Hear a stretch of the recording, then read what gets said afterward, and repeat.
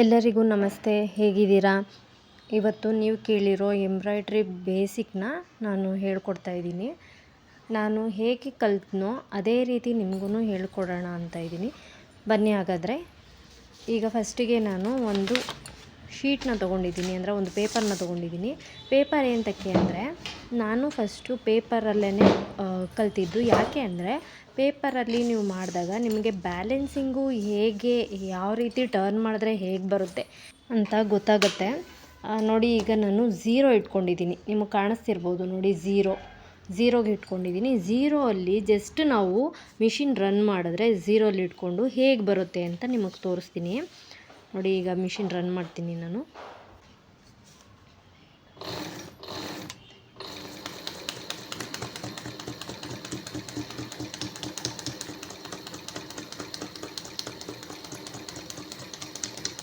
ನಾವು ಫ್ರೇಮ್ನ ನೋಡಿ, ನಾನೀಗ ಪೇಪರ್ನ ಹೇಗೆ ಮೂವ್ ಮಾಡ್ತಾಯಿದ್ದೀನೋ ಅದೇ ರೀತಿ ಫ್ರೇಮ್ನ ಮೂವ್ ಮಾಡಿದಾಗ ನಮಗೆ ಹಿಂದೆ ಮುಂದೆ ಹೋಗುತ್ತೆ. ಅದನ್ನು ಅಲ್ಲೇ ಇಟ್ಕೊಂಡಿದ್ರೆ ಅಲ್ಲೇ ಒಂದು ಜಾಸ್ತಿ ಸ್ಟಿಚ್ಚು ಅಲ್ಲೇ ಬೀಳುತ್ತೆ ಅಷ್ಟೇ, ಇದರಲ್ಲಿ ಇನ್ನೇನೂ ಇಲ್ಲ. ನೋಡಿ, ಇದು ಸಿಂಗಲ್ ಅಂದರೆ 0 ಸ್ಟಿಚ್. ಇದು ನೋಡಿ ಈ ಥರ ಕಾಣುತ್ತೆ. ನೋಡಿ, ನಾನು ಅದೇ ರೀತಿ ನೋಡಿ ಈಗ 1ಗೆ ಇಟ್ಕೊತಾ ಇದ್ದೀನಿ. ನೋಡಿ, ಕಾಣಿಸ್ತಿದೆಲ್ಲ, 1ಗೆ ಇಟ್ಕೊಂಡು ಮಿಷಿನ್ ರನ್ ಮಾಡ್ತೀನಿ. ನೋಡಿ, ನಾವು ಬೇಕಂದರೆ ಫಿಕ್ಸ್ ಮಾಡ್ಬೋದು, ಇಲ್ಲ ಕೆಳಗಡೆಯಿಂದ ಬ್ಯಾಲೆನ್ಸ್ ಮಾಡ್ಬೋದು. ನಾನು ಅದನ್ನು ತೋರಿಸ್ತೀನಿ ನಿಮಗೆ. ಈಗ ಇದನ್ನು ನೋಡ್ಕೊಳ್ಳಿ. ನಾನು ನಿಮ್ಗೆ ಅರ್ಥ ಆಗಲಿ ಅಂತ ತುಂಬ ನಿಧಾನಕ್ಕೆ ಮಾಡಿ ತೋರಿಸ್ತಾ ಇದ್ದೀನಿ. ನೋಡಿ, ನಾನು ಯಾವ ಥರ ಮೂವ್ ಮಾಡ್ತಾಯಿದ್ದೀನಿ ನೋಡಿ. 0ಗೂ 1ಗೂ ಎಷ್ಟು ಡಿಫ್ರೆನ್ಸ್ ಇದೆ ನಿಮ್ಗೆ ಹತ್ತಿರದಿಂದ ತೋರಿಸ್ತೀನಿ. ಇದನ್ನೆಲ್ಲ ಬಾಲ್ ಚೈನ್ಗೆ ಯೂಸ್ ಮಾಡ್ಬೋದು. ಈ ಸ್ಟಿಚ್ಚನ್ನು ಬೇಸಿಕ್ ಕಲಿತಾ ಇರೋರು 1.5 ಇಟ್ಕೊಂಡ್ರೆ ಬಾಲ್ ಚೈನು ನೀಟಾಗಿ ಬರುತ್ತೆ. ಈಗ ನಾನು ನಂಬರ್ 2ಗೆ ಇಟ್ಕೊಂಡು ತೋರಿಸ್ತಾ ಇದ್ದೀನಿ. ನೋಡಿ, ಮಿಷಿನ್ ರನ್ ಮಾಡ್ತೀನಿ. ನೋಡಿ, ಇದನ್ನೇ ಫ್ರೇಮ್ ಅಂತ ಅಂದ್ಕೊಳ್ಳಿ. ನೀವು ಒಂದು ಪೇಪರ್ ಇಟ್ಕೊಳ್ತೀರಲ್ಲ, ಅದನ್ನು ಫ್ರೇಮ್ ಅಂತ ಅಂದ್ಕೊಂಡು ಜಸ್ಟ್ ಮೂವ್ ಮಾಡಿದ್ರೆ ನಿಮಗೆ ಒಂದು ಬ್ಯಾಲೆನ್ಸಿಂಗ್ ಗೊತ್ತಾಗುತ್ತೆ. ನಾನು ಫ್ರೇಮ್ನ ಹೇಗೆ ಮೂವ್ ಮಾಡಬೇಕು ಅನ್ನೋದು ಐಡಿಯಾನು ನಿಮಗೆ ಗೊತ್ತಾಗುತ್ತೆ. ಇದನ್ನು ಒಂದು 2 ದಿನ ಪ್ರಾಕ್ಟೀಸ್ ಮಾಡಿದ್ರೆ ಸಾಕು, ನಿಮಗೆ ಒಂದು ಐಡಿಯಾನೇ ಬರುತ್ತೆ. ನೀವು ಹಾಗೆ ಕ್ಲೋತ್ಸಲ್ಲೂ ಮಾಡ್ಬೋದು. ನೋಡಿ, ಇದು ನಂಬರ್ 2ದು. ಇದಕ್ಕಿಂತ ಒಂದು ಸ್ವಲ್ಪ ದೊಡ್ಡದಾಗಿ ಬಂದಿದೆ. ನಾವು ಇದನ್ನು ಬಾರ್ಡರ್ಸ್ಗೆ ಎಲ್ಲ ಯೂಸ್ ಮಾಡ್ಬೋದು. ಈ ಥರ ನೆಕ್ಸ್ಟ್ ನಾನು ಕ್ಲಾತಲ್ಲೇ ಫ್ರೇಮ್ ಹೇಗೆ ಹಾಕೋದು, ಕ್ಲಾತ್ ಹೇಗೆ ಫಿಕ್ಸ್ ಮಾಡೋದು ಕ್ಲಾತಲ್ಲೇ ಮಾಡಿ ತೋರಿಸ್ತೀನಿ. ಈಗ ಜಸ್ಟ್ ಪೇಪರಲ್ಲಿ ನೋಡ್ಕೊಳ್ಳಿ ಹೇಗೆ ಮಾಡ್ಬೋದು ಅಂತ. ನೀವು ಮನೇಲಿ ಒಂದು ಸತಿ ಟ್ರೈ ಮಾಡಿ ಇದನ್ನು. 1 2 3 ನೋಡಿ, ಇದು 0 1 2 ಹೇಗೆ ಬಂದಿದೆ. ಒಂದಕ್ಕಿಂತ ಒಂದು ಸ್ವಲ್ಪ ದೊಡ್ಡದಾಗಿ ಬಂದಿದೆ. ನಮಗೆ ಅದು ಹ್ಯಾಂಡಲ್ ಬ್ಯಾಲೆನ್ಸಿಂಗ್ ಗೊತ್ತಾದರೆ ಸಾಕು. ನಾವು ಅದನ್ನೇನು ಫಿಕ್ಸ್ ಮಾಡ್ಕೊಳ್ಳೋದೇನು ಬೇಡ, ನಾವು ಹಾಗೇ ಮಾಡ್ಬೋದು. ಅದಕ್ಕೆ ನಾನು ಫಸ್ಟ್ ನೀವು ಪೇಪರಲ್ಲಿ ಮಾಡಿ ನೋಡಿ. ವೇಸ್ಟ್ ಪೇಪರ್ಸು ಇದೇ ಥರನೇ ಇರಬೇಕು ಅಂತ ಏನೂ ಇಲ್ಲ. ವೇಸ್ಟ್ ಪೇಪರ್ಸು ಮನೇಲಿ ನ್ಯೂಸ್ ಪೇಪರ್ ಆದರೂ ಇರಲಿ, ಇಲ್ಲ ಬೇರೆ ಏನಾದರೂ ವೇಸ್ಟ್ ಪೇಪರ್ ಏನಾದರೂ ಇದ್ದರೆ ಅದನ್ನು ಯೂಸ್ ಮಾಡಿ ಫಸ್ಟು, ಆಮೇಲೆ ಕ್ಲಾತ್ನ ಯೂಸ್ ಮಾಡಿ. ನೋಡಿ, ಅದು ಚಿಕ್ಕ ಸ್ಕ್ರೂ ಅಷ್ಟೇ, ಟರ್ನ್ ಮಾಡಿದ ತಕ್ಷಣ ಲೂಸ್ ಆಗುತ್ತೆ. ನಾವು ಎಲ್ಲಿಗೆ ಬೇಕೋ ಅಲ್ಲಿಗೆ ಇಟ್ಕೊಂಡು, ನಾನು 3ಗೆ ಇಟ್ಕೊಂಡಿದ್ದೀನಿ, ಫಿಕ್ಸ್ ಮಾಡಿದರೆ ಮುಗೀತು ಅಷ್ಟೇ. ನಂಬರ್ 3ಯಲ್ಲಿ ಸ್ಟಿಚ್ಚು ಸ್ವಲ್ಪ ದೊಡ್ಡದಾಗಿ ಬರುತ್ತೆ. ನೋಡ್ತಾ ಇರ್ಬೋದು ನೀವು, ದೊಡ್ಡದಾಗಿ ಬರುತ್ತೆ. 4 5 ಸೇಮ್ ಅದೇ ರೀತಿಯೇ ಸ್ಟಿಚ್ಚು ಒಂದಕ್ಕಿಂತ ಒಂದು ದೊಡ್ಡದಾಗಿ ಬರುತ್ತೆ. ನಮಗೆ ಎಷ್ಟು ವಿಡ್ತ್ ಬೇಕೋ ಅಗಲ ಬೇಕೋ ಅಷ್ಟು ನಾವು ಮಾಡ್ಕೊಳ್ಬೋದು. ನೋಡಿದ್ರಲ್ಲ, ಅದಕ್ಕಿಂತ ಒಂದು ಸ್ವಲ್ಪ ದೊಡ್ಡದಾಗಿ ಬಂದಿದೆ ಅಷ್ಟೇ. 3 4 ಇದೇ ರೀತಿ ಒಂದೊಂದಕ್ಕೆ ನೀವು ಇಟ್ಕೊಂಡು ಅಲ್ಲಿ ಫಿಕ್ಸ್ ಮಾಡಿಕೊಂಡು ನೀವು ಮಾಡಿದಾಗ ಗೊತ್ತಾಗುತ್ತೆ. ನೋಡಿ, ಈಗ ತೋರಿಸ್ತಾ ಇದ್ದೀನಿ ನೋಡಿ, ನಾನು ಕೆಳಗಡೆ ಲೆಗ್ಗಲ್ಲಿ ಹ್ಯಾಂಡ್ಲು ಬ್ಯಾಲೆನ್ಸ್ ಮಾಡ್ತಾಯಿದ್ದೀನಿ. ನೋಡಿದ್ರಾ, ಬ್ಯಾಲೆನ್ಸ್ ಮಾಡಿದಾಗ ಅದು ಮೂವ್ ಆಗುತ್ತೆ, ಮೇಲ್ಗಡೆ ಮೂವ್ ಆಗುತ್ತೆ. ಇಷ್ಟೇ, ನಾವು ಆಗಲೇ ಫಿಕ್ಸ್ ಮಾಡ್ಕೊಂಡ್ವಲ್ಲ, ಅದನ್ನು ನಾವು ಕೆಳಗಡೆ ಈ ಥರ ಮೂವ್ ಮಾಡಿದಾಗ, ಪಕ್ಕಕ್ಕೆ ಮೂವ್ ಮಾಡಿದಾಗ ಅದು ದೊಡ್ಡದು ಚಿಕ್ಕದು ಆಗುತ್ತೆ. ಇದೇ ರೀತಿ ಮಾಡೋದು. ನಾನು ದೂರದಿಂದ ಒಂದ್ಸಲ ತೋರಿಸ್ತೀನಿ ನೋಡಿ, ನಾನು ಯಾವ ಥರ ಮೂವ್ ಮಾಡ್ತೀನಿ ಅಂತಂದ್ಬಿಟ್ಟು, ಆಗ ನಿಮ್ಗೊಂದು ಐಡಿಯಾ ಬರ್ಬೋದು.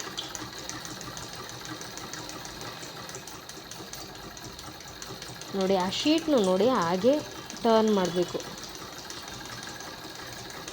ನಾವೇನು ತುಂಬ ಟರ್ನ್ ಮಾಡಬೇಕಾದ ಅವಶ್ಯಕತೆ ಇಲ್ಲ. ಸ್ವಲ್ಪ ಟರ್ನ್ ಮಾಡಿದ್ರೆ ನಿಮಗೆ ಹೋಗ್ತಾ ಹೋಗ್ತಾ ಅದು ಹೇಗೆ ಟರ್ನ್ ಮಾಡ್ಬೋದು ಅನ್ನೋದು ನಿಮಗೆ ಗೊತ್ತಾಗೋಗುತ್ತೆ.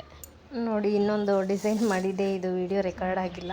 ಫಸ್ಟ್ನೇದು ಅದು ನಾನು ದೂರದಿಂದ ತೋರಿಸಿದ್ನಲ್ವ, ಅದು ಫ್ರೇಮ್ನ ನಾನು ಯಾವ ಥರ ಮೂವ್ ಮಾಡೋದು, ಆ ಕಡೆ ಈ ಕಡೆ ಪೇಪರ್ನ ಆ ಕಡೆ ಈ ಕಡೆ ಮೂವ್ ಮಾಡೋದು ಅಂತ ಹೇಳಿದ್ನಲ್ಲ, ಅದೇ ರೀತಿ ನೋಡಿ ಈಗ ತೋರಿಸ್ತೀನಿ ನೋಡಿ. ಸೇಮ್ ಡಿಸೈನ್ನ ನಮಗೆ ಎಷ್ಟು ವಿಡ್ತ್ ಬೇಕು, ಎಷ್ಟು ದೊಡ್ಡದು ಬೇಕೋ ಅಷ್ಟು ದೊಡ್ಡದು ನಾವು 1ಇಂದ 5ವರೆಗೂ ಇಟ್ಕೊಳ್ಬೋದು. 0, 1, 2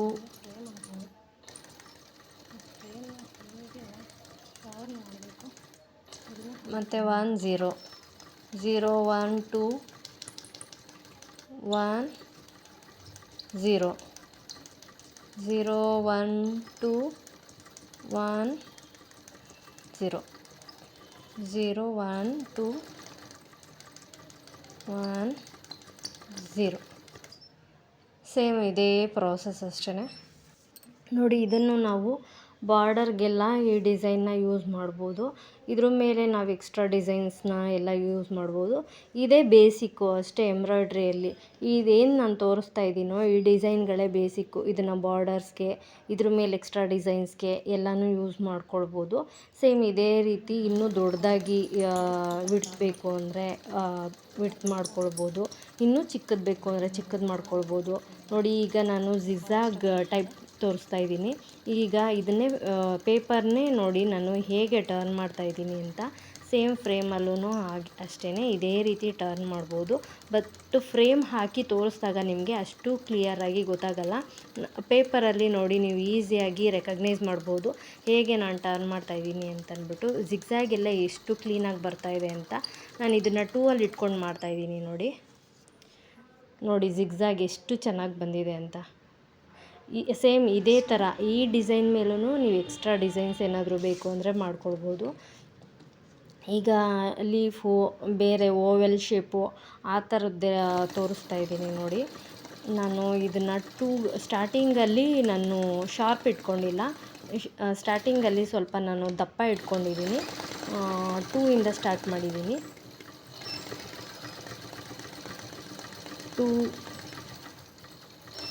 2ಇಂದ 1ಗೆ ಬರ್ತಾಯಿದ್ದೀನಿ. Oval shape. ಇದನ್ನು ಸೇಮ್ ಬಾರ್ಡ್ರಿಗೆ ಯೂಸ್ ಮಾಡ್ಬೋದು. ಇದರಲ್ಲೇ ಚಿಕ್ಕದು ಬರುತ್ತೆ, ಅದನ್ನು ಬಾರ್ಡರ್ಸ್ಗೆ ಯೂಸ್ ಮಾಡ್ಬೋದು. ಇದೆಲ್ಲ ಬೇಸಿಕ್ ಡಿಸೈನ್ಸ್ ಅಷ್ಟೇ. ಇದ್ರ ಮೇಲೆ ಎಕ್ಸ್ಟ್ರಾ ನಾವು ಏನು ಬೇಕಾದ್ರೂ ನಮ್ಮ ಕ್ರಿಯೇಟಿವಿಟಿಗೆ ತಕ್ಕಂಗೆ ನಾವು ಡಿಸೈನ್ಸ್ಗಳನ್ನ ಮಾಡ್ಕೊಳ್ಬೋದು. ನೋಡಿದ್ರಲ್ಲ, ಫ್ರೇಮ್ನ ಇದೇ ರೀತಿ ನಾವು ತಳ್ಳಬೇಕು. ಆಗ ಅದು ಮುಂದಕ್ಕೆ ಹೋಗುತ್ತೆ. ಸೊ ನಮಗೆ ಡಿಸೈನ್ ಕಂಪ್ಲೀಟ್ ಆಗುತ್ತೆ. ಇಷ್ಟೇ. ಇದು ಹೇಗೆ ಬಂದಿದೆ ಅಂತ ತೋರಿಸ್ತೀನಿ ನೋಡಿ. Vowel shape.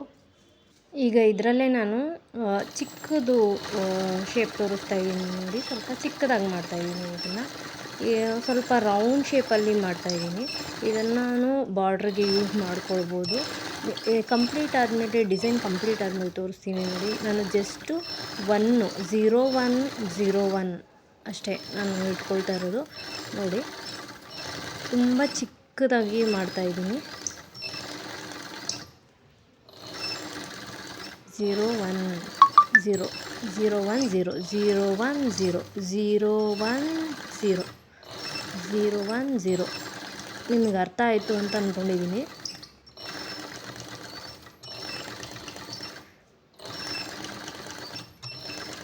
ನಾವು ಅಂದರೆ ಪೇಪರ್ನ ಹೇಗೆ ತಳ್ತೀವೋ ಅದ್ರ ಮೇಲೆ ಡಿಸೈನು ಡಿಪೆಂಡ್ ಆಗಿರುತ್ತೆ.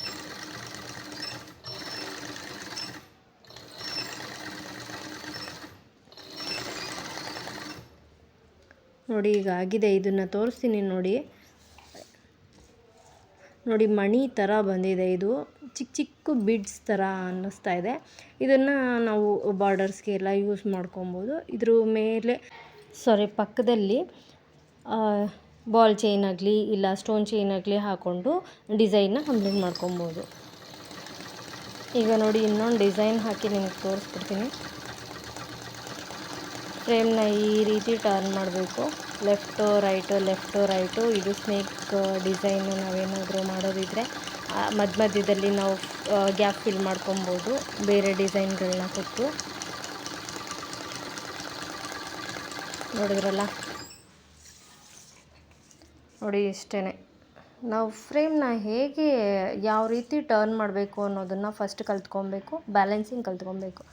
ಈ ಎಂಬ್ರಾಯ್ಡ್ರಿಯಲ್ಲಿ ಇದಿಷ್ಟೇ ಇರೋದು. ಇದಿಷ್ಟು ಕಲ್ತ್ಕೊಂಡ್ರೆ ಸಾಕು, ನೀವು ಯಾವುದೇ ಡಿಸೈನ್ ನೋಡಿದ್ರೂ ಮಾಡ್ಬೋದು. ಹಾಗೆ ನಾನೀಗ ಹೇಳ್ಕೊಟ್ಟಿರೋದಷ್ಟೂ ಬೇಸಿಕ್ ಡಿಸೈನು. ಈ ಬೇಸಿಕ್ ಡಿಸೈನ್ ಮೇಲೆ ನೀವು ನಿಮ್ಮ ಹೊಸ ಕ್ರಿಯೇಷನ್ನು ಹೇಗೆ ಮಾಡ್ಬೋದು ಅನ್ನೋದ್ರ ಬಗ್ಗೆ ಯೋಚನೆ ಮಾಡಿ. ಹೇಗೆ ಹೊಸ ಡಿಸೈನ್ಗಳನ್ನ ತರ್ಬೋದು ಇದ್ರ ಮೇಲೆ ನಾನು ಅನ್ನೋದ್ರ ಬಗ್ಗೆ ಯೋಚನೆ ಮಾಡಿ.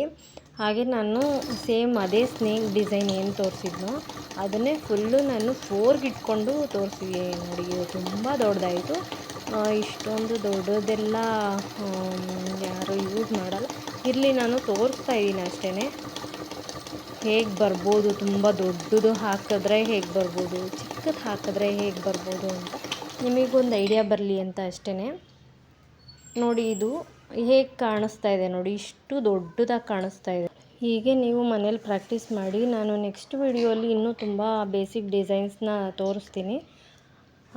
ಹಾಗೆ ನಾನು ಫ್ರೇಮ್ನ ಹೇಗೆ ಹಾಕೋದು ಮತ್ತು ಕ್ಲಾತ್ ಜೊತೆ ಹೇಗೆ ಸ್ಟಿಚ್ ಮಾಡೋದು, ಕ್ಲಾತ್ ಮೇಲೆ ಹೇಗೆ ಸ್ಟಿಚ್ ಮಾಡೋದು ಮತ್ತು ಥ್ರೆಡ್ ಹೇಗೆ ಹಾಕೋದು, ಬಾಬಿನ್ ಕೇಸ್ ಹೇಗೆ ಹಾಕೋದು ಎಲ್ಲನೂ ತೋರಿಸ್ಕೊಡ್ತೀನಿ. ಇವತ್ತಿನ ಈ ವಿಡಿಯೋ ನಿಮಗೆ ಇಷ್ಟ ಆಗಿದ್ದರೆ ದಯವಿಟ್ಟು ಲೈಕ್ ಮಾಡಿ. ಹಾಗೆ ಒಂದು ಸತಿ ಮನೇಲಿ ಟ್ರೈ ಮಾಡಿ.